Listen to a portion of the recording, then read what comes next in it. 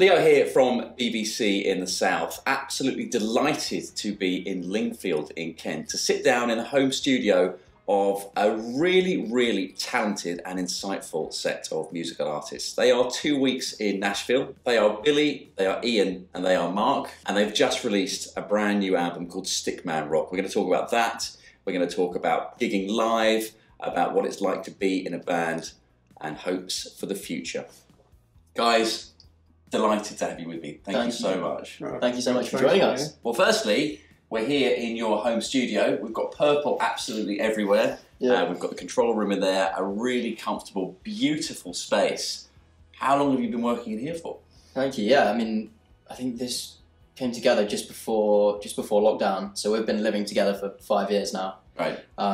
So we had lockdown in the studio, which was very lucky and meant we could be very productive. So a lot of writing. I think we were rehearsing every day, like 5 days a week over 2020. But yeah, a lot of music we've written and recorded here. It's a really great space, and a great space is definitely the template for writing good music. As you said, 5 years together, living together. Ian, has that been productive? Has it been stressful? Has it been fun? All of the above? Yeah, all of the above. Yeah, all good fun. Yeah, well, yeah, a lot of good times. Luckily, Mark's half French, half Italian, so the cuisine is excellent. Right. We've had like an in-house chef. Well, I see. So cuisine. I mean, exactly. That's music of the gastronomy. That's exactly what you need. So, Mark, you moved over here 5 years ago. You said yourself you didn't speak any English at all. You've had to learn on the job, effectively. Yeah. So, when you came over, what was the route? Did you want to be in a band? Did you just want to play? Were there any other motives? So yeah, I was already in a band in France, but opportunities there are not great. So moved over to England. Yeah, didn't know anyone. Just trying to find a band, and I met these guys pretty quickly. Like after 2 months, I think. Wow. Yeah, 2 months. it's like a musician's dating site. Okay. And I was like, I need a guitarist. Okay. And then Mark was the Preferably first. one that I was like, I need a band. Yeah, Mark was like, I need a band. And yeah, it was like love at first sight. That's great. I didn't even hear Mark play, but I was like, yeah, he's the one. Fantastic. Lucky he can. He's very useful, and he can. I can confirm that he can. Actually, I've learned along with English. Okay. Yeah. No. Oh, grade 3 now. And so Ian, you and Billy went to Nashville. That's where the name came from. Yeah, When that's that writing. Big time. Yeah, we went to Nashville end of 2018. Had the best 2 weeks there. Like, if you haven't been, you've got to go. Have you been? I haven't. You haven't? And I Okay. should. Yeah, you definitely should. It's Music City for a reason. It's just music everywhere. I think that like on Broadway, the main strip, which is like a mile long, every club is like 3 floors of live music constantly all day. Like bands are doing 10-hour sets. It's ridiculous.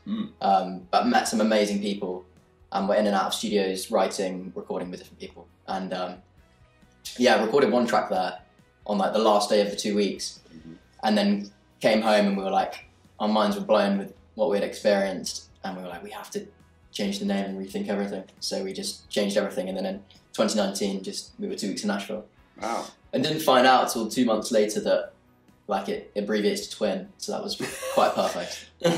Lucky happenstance then. It's Yeah. incredible, isn't it, how creativity does genuinely breed creativity. Lots of people say if you want to write something, go and read something. If you want to sing something, go and listen to something. It definitely does work that way.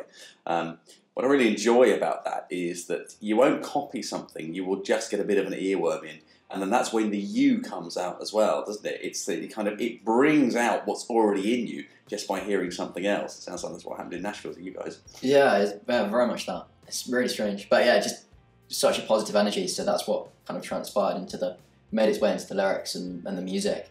Like we didn't go straight into country, but we just kind of had that kind of raw sound that we had then, and it just gave like myself this new spin on the lyrics. Yeah, it was a great time. Really good. Well, we'll fast forward then, and before we go back to the present, a new album, Stickman Rock, is out. It is. I have listened to it multiple times. I really enjoy it. I've always enjoyed your sound. I think the lyrics are warm, they're heartfelt, they're thought out, and they're delivered really nicely. When you're constructing from a lyrical perspective this album, What goes through your mind? Is there a narrative that you want to create when you do this? Thank you very much for the kind words. I'm sorry you've listened to it so many times. But yeah, I mean, there's not necessarily a narrative throughout the whole album. That comes when the tracks are kind of finished, and then I can sit back and go, oh my god, they're actually tied together, and then put them into a kind of like formula and a kind of track listing. Always find that I can make a story out of the lyrics at the end of the process. But in the moment, it's very much just seeing what falls, like I'm constantly writing down lyric notes. And then it could be that sparks an idea of a track, or it could be a guitar riff or a beat. Yeah. And then it will trigger a story. See, that's very interesting. I like that. So it could be a beat, it could be a guitar riff. I mean, do you find that for example, Ian might sort of just tap away at something, or Mark might suddenly go, well, listen to this riff, and then the song goes in a completely different direction. That's where it goes from there, right? I think most of the songs started with I was just jamming away on the drums, right? Oh, really? Okay. You said, bottle that, whatever you're doing. So that's our process. That's your process. It's all with you. If you're asleep, nothing happens, basically. You're asleep a lot of the time. You'd be surprised. But yeah, like with a track like Open Arms, that was one that Mark had been working on, I think back in France. Yeah, ages ago, like 5-6 years ago. And just kept the riff going on. Never done anything with it. Show it to Billy, and he did a song with it. Wow. Yeah. Pretty handy. But we just sat here and just Mark was like, I've got this idea that I've been working on for years and never finished it, and didn't have a vocal for it. So we just sat together and wrote this story. And when I heard the music, it just made me think about, like, I just wanted to write a song about kind of a childhood crush. I just had this vision for the lyric. Yeah. And like imagine like meeting someone at school, and then never seeing them again, and then years later, like hoping that your paths would cross again. We met and we knew from the start. We had it all, but we drifted apart. I'm here we go now. Right. You got all of that from a I got guitar all riff. that from a From guitar Mark. riff. Yeah. I always find that I heard a story about that. I laughed, which was how the Killers got together, which was, I think, Dave Koenig, the guitarist, posted in a Melody Maker or an Enemy or whatever it was over in Las Vegas somewhere that he wanted a vocalist. He couldn't get the vocals for this particular riff, and the riff, it was for Mr. Brightside, and he sent a tape, and Brandon Flowers applied to this, and he sent him a tape with Mr. Brightside on it, just a dee-dee-dee-dee-dee. No way. And like you, he thought, coming out of my cage, and that's how it worked. And the Symbiosis got together to create, obviously, worldwide superstardom. So it takes people, it takes personalities, it takes different abilities, and it takes a real closeness to make music. And I can see that with you guys. I mean, it definitely is there. There is this symbiosis with you, and the writing certainly comes across in this album. It flows really nicely, and I think what you've got now is a sound. When I first started hearing you play 5 or 6 years ago, rather 4 years ago, it was great. It was very single driven, but this is the first time I think I've heard something that really sounds like a trademark sound. Mark, what do you think? Chorus pedal everywhere, and that's pretty much everything. Chorus pedal. Yeah, chorus pedal, absolutely. And you can definitely hear the chorus pedal. And you sound like you, Billy, which is particularly useful. But it's nice. There's a real flow and there's a real sound. I think that's important, isn't it, to get an identity as a band? It is. And then, of course, to get your fans involved with it. How have the fans taken to the album to this point? It's out on Spotify, it's out everywhere? It's out everywhere. Actually, really well. Because it was kind of more harking back to our roots of rock music and our love for arena rock music. Absolutely. And the last record, Neon Pop, was the poppier side of our sound, the poppier edge. So it was nice going back to some more driven guitars, more chorus pedal. Chorus pedal. And then we put it out, and we've had really good response. It's been quite overwhelming from fans that have been listening to the whole album, and everyone has a different favourite, which is quite nice to hear. It's amazing to hear and to hear that different songs touch people in different ways. Sure. It means different things to everyone, which is lovely. So Ian, when you release an album into the landscape these days, we live in a stream, flick, get on with things real quick society these days. Singles are definitely the way. And it must be very heartening to know that people are actually spending time with you, actually listening to every single song and going through everything you've done and picking out a favourite, enjoying it. And all the work that you do across however many songs that you put into your catalogue of music, that's to captivate someone's attention for that period of time must be so heartwarming. Yeah, it still feels like the Spotify Wrapped for artists. It is like every time it comes out every year, it's just mental seeing how many hours and how many different people like around the world.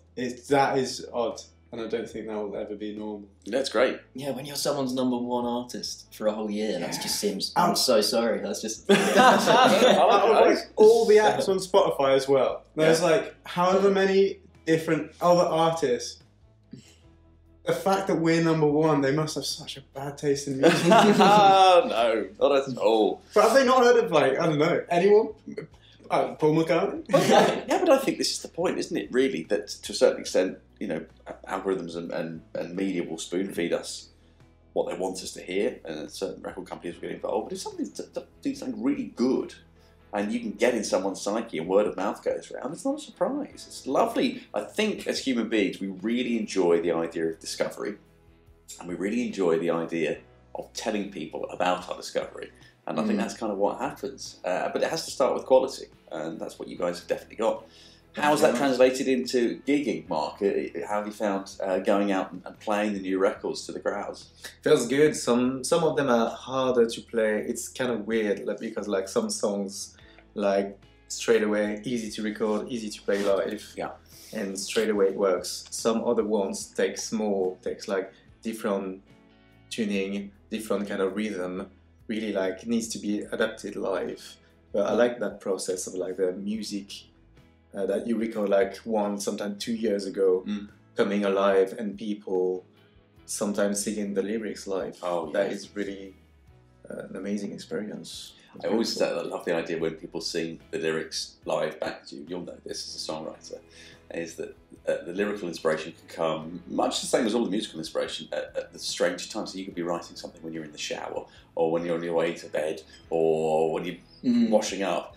And the thought of people singing that back to you when you've thought it up in such unglamorous places is just hilarious, isn't it? Yeah, it's strange. I like second guess myself as well when I see someone singing the lyrics and they've learnt the lyrics. Yeah. And then I'm thinking, am I singing the right thing? That's when I make my mistake. Or if you do forget and they carry on singing it back to you, that's useful. That's handy. Maybe we'll get to that stage next. Yeah, absolutely right. So Plan, the album's out. You've done a lot of groundwork. So what's the plan for the album and going forward in terms of gigging and next steps? Yeah, we played a great launch show for the album back in April. And just building on that momentum, we've got shows every week this summer for festival season. And we'll be playing a lot of the tracks from the new record. But yeah, as you know, it's a fast-paced environment, fast-paced world, so we know that we've got to be working on the next stuff. And we have been, and we will be. So, yeah, there will be more stuff to come.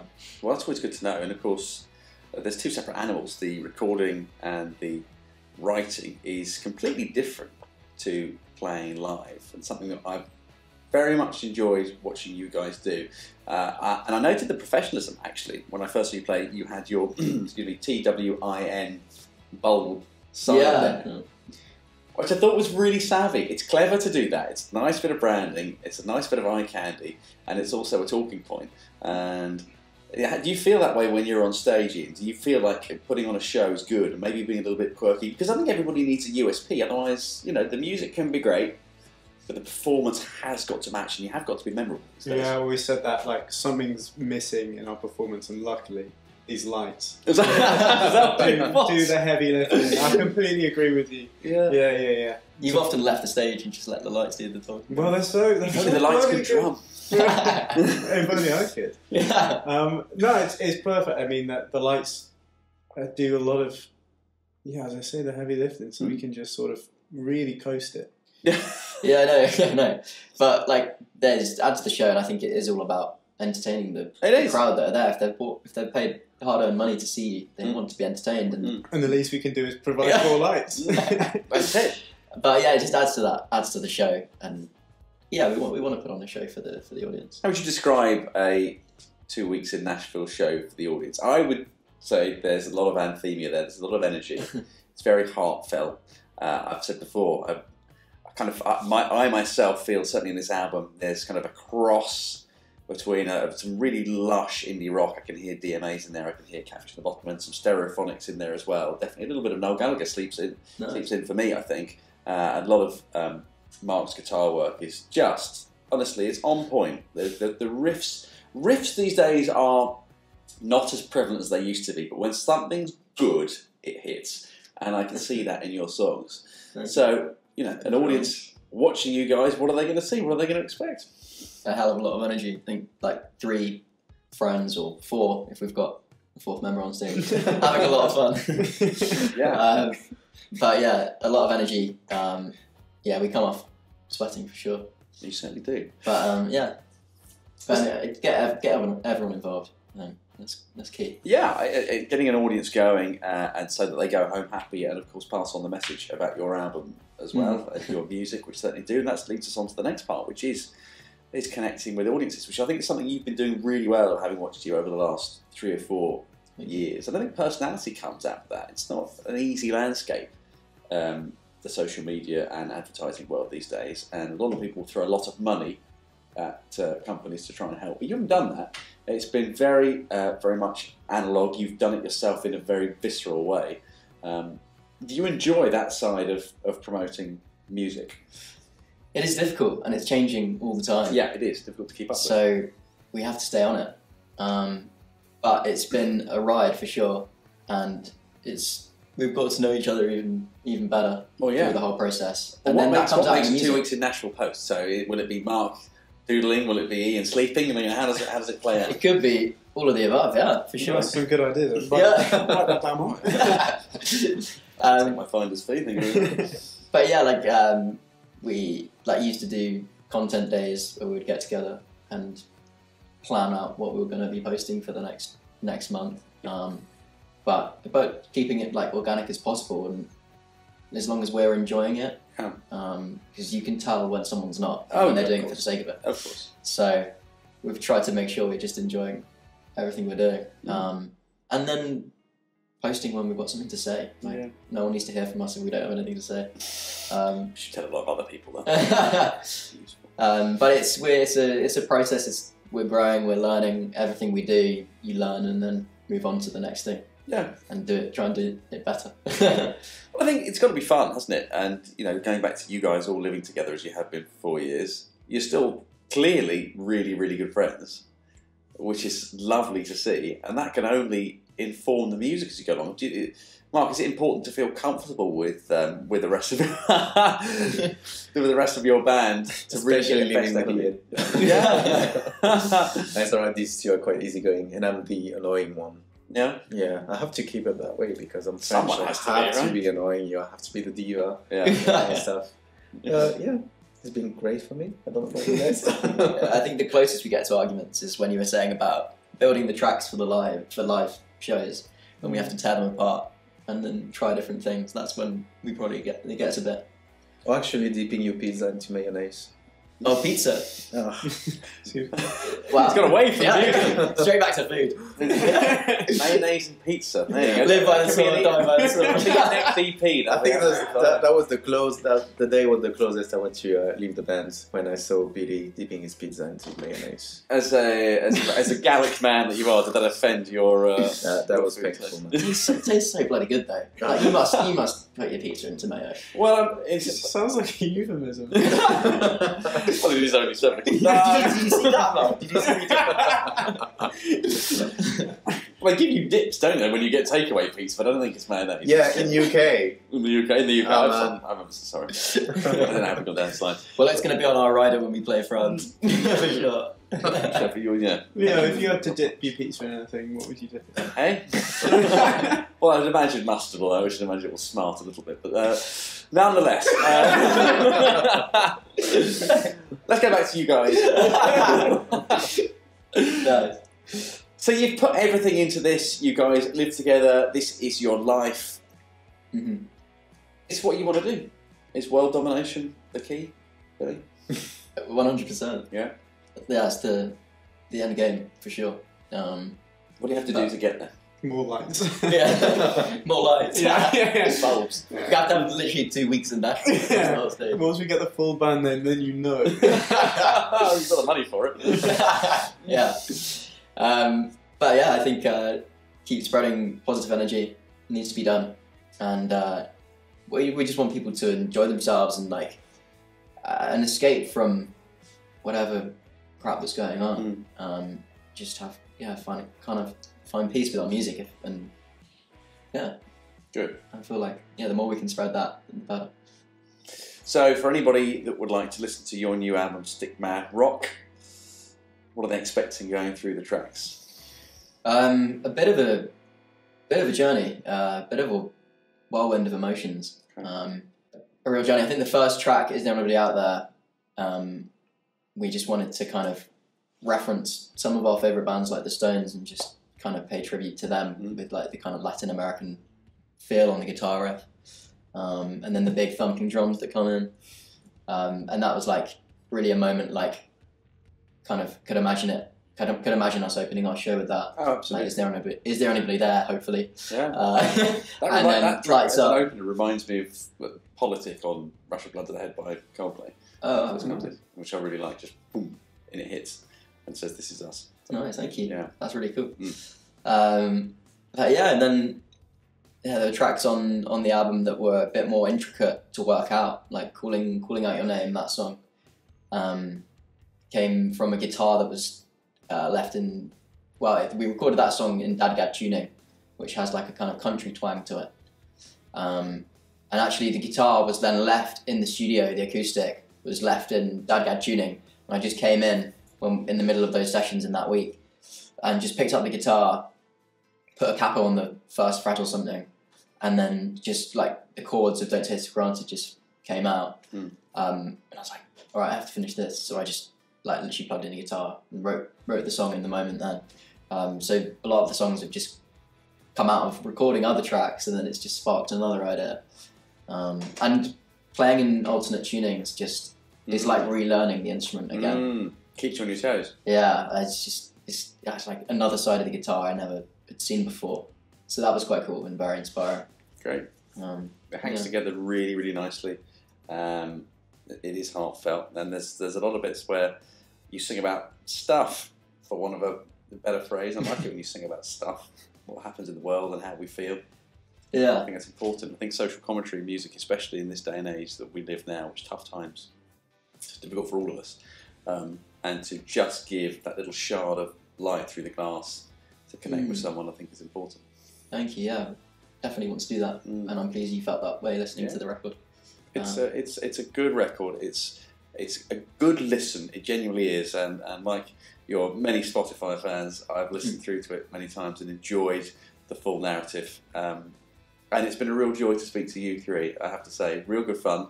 I could probably take or leave the pizza dipping in mayonnaise, but it's great. And I wish you guys all the best. And I would say to anybody that would like to come and see 2 Weeks in Nashville play, they're in for a treat, light bulbs or not. It's visceral, it's sweaty, it's fun, it's heartfelt, and you could do a lot worse than spending time either listening to or watching 2 Weeks in Nashville. Guys, thank you so much for your time. Thank you so much for joining us. Cheers, Leo.